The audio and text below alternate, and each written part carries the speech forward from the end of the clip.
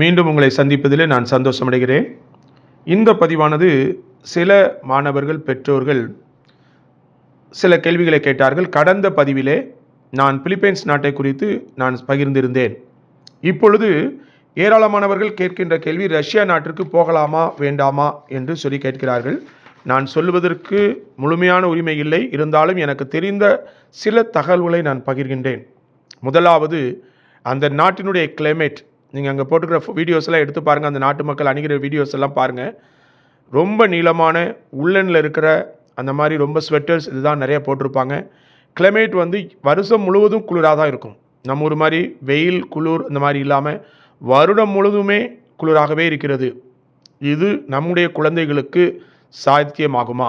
நம்ம ஊட்டிக்கு போகிறோன்னு சொல்கிறோம், ஊட்டியில் கிளைமேட் கூலாக இருக்கும், வேணால் ஒரு வாரம் இருக்கலாம், இல்லை 10 நாள் இருக்கலாம், அதுக்கு மேலே போனால் நமக்கு அங்கே இருக்க முடியாது. அதே போல் தான் இந்த நாடும் முழுமையாகவே -டிகிரியில் இருக்கக்கூடிய ஒரு நாடு. அப்படி என்றால் என்னவென்று நீங்கள் செக் பண்ணிக்கோங்க. இது நம்முடைய பிள்ளைகள், பெண் பிள்ளைகள் போகும் பட்சத்தில் இந்த குளிரை தாங்க முடியுமா என்பதை நீங்கள் பார்க்க வேண்டும். எனக்கு தெரிந்த ஒரு பெண் ரஷ்யா நாட்டிற்கு சென்று 1ஆம் ஆண்டை படித்துவிட்டு அங்கே அந்த கிளைமேட் தாங்க முடியாமல் மூக்களெல்லாம் புண்ணாகி ரத்தம் வந்து, காதெல்லாம் ரத்தம் வந்து தன்னுடைய படிப்பை இடையிலே விட்டு இங்கே வந்தார்கள். ஸோ பணமும் போச்சு, படிப்பும் போச்சு, வருஷமும் போச்சு. இதை நீங்கள் முதல்ல போகிறதுக்கு முன்னாடி நன்றாக தெரிஞ்சுக்கோங்க. ரெண்டாவது, நம்ம நாட்டில் உள்ள ஆகாரம் அங்கே கிடைப்பதில்லை. அவங்களுடைய ஃபுட்டு மட்டும்தான் கிடைக்கும். நம்மளுடைய ஃபுட்டு கிடைப்பதற்கான எந்த விதமான பாசிபிலிட்டியும் கிடையாது. பொதுவாக சொல்ல வேண்டுமென்றால் தமிழர்களுடைய ஃபுட்டு எதுவுமே அங்கே கிடைக்காது.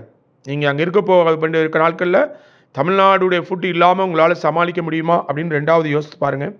மூணாவது, அங்குள்ள காஸ்ட் ஆஃப் லிவிங், உண்மையிலே காஸ்ட் ஆஃப் லிவிங் ரொம்ப அதிகம். எல்லாத்துக்கும் மேலே கடந்த மே மாதம் 5/12/2023 அன்றைக்கு அந்த எம்பசி ஆஃப் இந்தியா மாஸ்கோவில், ரஷ்யாவில் இருக்கக்கூடிய இந்தியன் எம்பசி ஒரு ரிப்போர்ட் ஒன்று கொடுத்துருக்குது. ஒரு பர்டிகுலர் ஒரு பெண்மணி கேட்டிருக்கிறார்கள், மிஸ் நான்சி என்று சொல்லி, டெல்லியை சார்ந்த ஒரு பெண்மணி ஒரு பல கேள்விகளை கேட்டிருக்கிறார்கள். அதிலே ஒரு சில கேள்விகளுக்கு அவர்கள் பதில் அளித்திருக்கிறார்கள். பதில் அவங்க கேட்குறாங்க, இந்தியாவில் என்எம்சியால் இந்த படிப்பு அங்கீகரிக்கப்படுமா?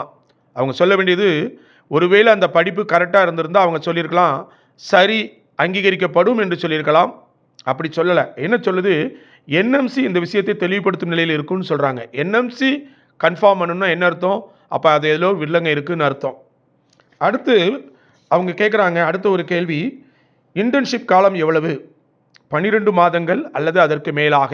நீங்கள் நல்லா யோசித்து பாருங்கள். ஆல்ரெடி அவங்களுடைய எம்பிபிஎஸ் வந்து 6 ஆண்டு ப்ளஸ் 12 மாதம், கிட்டத்தட்ட 7 ஆண்டு இன்டர்ன்ஷிப் கூட போகலான்னு சொல்கிறாங்க.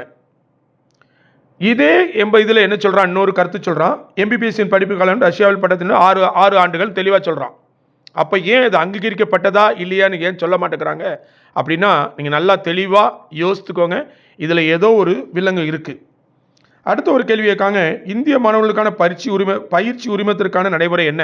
அதாவது லைசன்ஸ் வாங்குறதற்கான உரிமை என்ன அப்படின்னு சொல்லும் பொழுது அவங்க சொல்கிறாங்க, ரஷ்யாவில் பயிற்சி உரிமம் பெற மாணவர்கள் இறுதி தேர்வுக்கு ரஷ்ய மொழியில் எழுத வேண்டும். நீங்கள் படிக்கிறதெல்லாம் இங்கிலீஷு, எக்ஸாம் எழுத போகிறது ரஷ்ய மொழி, எப்படிங்க எழுத முடியும்? அப்போ நீங்கள் அதுக்குன்னு தனியாக 2 வருஷம் படிப்பீங்களா? 6 வருஷம் படித்து முடித்த பிறகு லாங்குவேஜை படிக்கிறதுக்கு 2 வருஷம் இருந்து அந்த லாங்குவேஜை படித்து அதில் இருந்து ஒரு ஸ்க்ரீனிங் டெஸ்ட்டுங்கிறது ரொம்ப ஸ்ட்ரிக்டாக இருக்கும். அவ்வளவு கேள்விகள் இருக்கும், அவ்வளவு எக்கச்சக்கமான டஃப்பான கொஸ்டின்ஸ் இருக்கும். அப்படிங்கிற பட்சத்தில் நீங்கள் அந்த லாங்குவேஜை எப்படி புதுசாக படித்து நீங்கள் எப்படி எழுத முடியும்? இப்போ நான் வெளியில் நாட்டிலேருந்து நம்ம தமிழ்நாட்டுக்கு வராங்க, தமிழை படித்து சில முக்கியமான இதெல்லாம் தமிழில் அவ்வளோ ஈஸியில் படிக்க முடியாது. அதே போல் தானே ரஷ்யாவிலையும் நீங்கள் ரஷ்ய மொழியை சரியாக படிக்காமல் எப்படி அந்த தேர்வை நீங்கள் எழுத முடியும்? அதே மாதிரி இன்னொரு கேள்வி கேட்குறாங்க. கேள்வி நம்பர் 1, ரஷ்யாவின் மருத்துவக் கல்லூரிகள் என்எம்சி கெசட் 18/11/2021 ஏற்றுக்கொள்கிறதா? அதுக்கு அவன் பதில் சொல்கிறான், என்எம்சி இந்த விஷயத்தை தெளிவுபடுத்தும் நிலையில் இருக்கும். இதெல்லாம் ஆங்கிலத்தில் இருக்குது, நான் அந்த ஸ்க்ரீனில் காட்டுறேன், அந்த பாருங்கள், ரொம்ப தெளிவாக கொடுத்துருக்குறாங்க.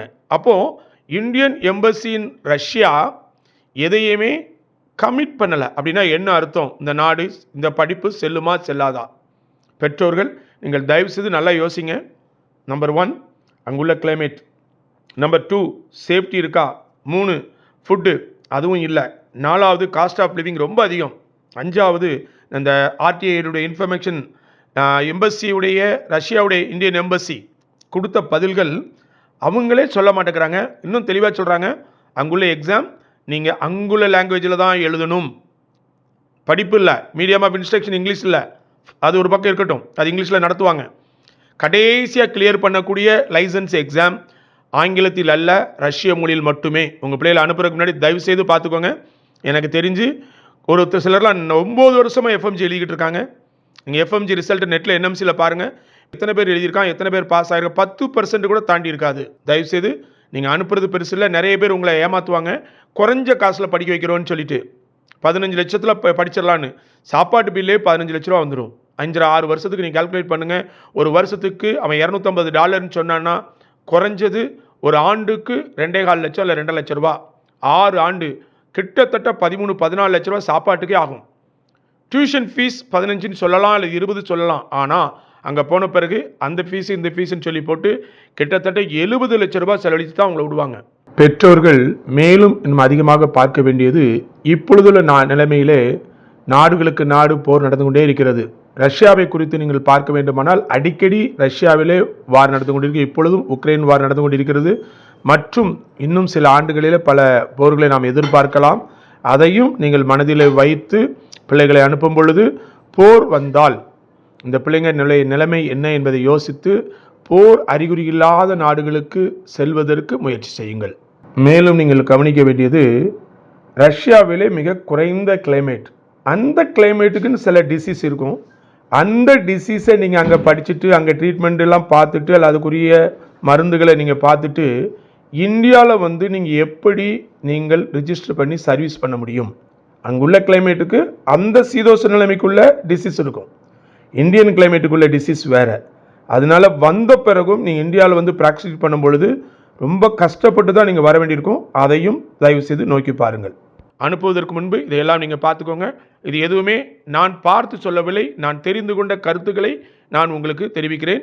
இது மாணவர்கள் கேட்ட விண்ணப்பத்திற்கு ஏற்ப இதை நான் கொடுக்கிறேன். பெற்றோர்கள் கேட்ட கேள்விக்கு இந்த பதிலாக நான் கொடுக்கிறேன். வாழ்க்கை உங்களுடைய வாழ்க்கை, நீங்கள் உங்களுடைய லைஃப், உங்களுடைய பணம். தயவு செய்து போவதற்கு முன்பு நன்றாக யோசித்து முடிவெடுங்கள். தேங்க்யூ.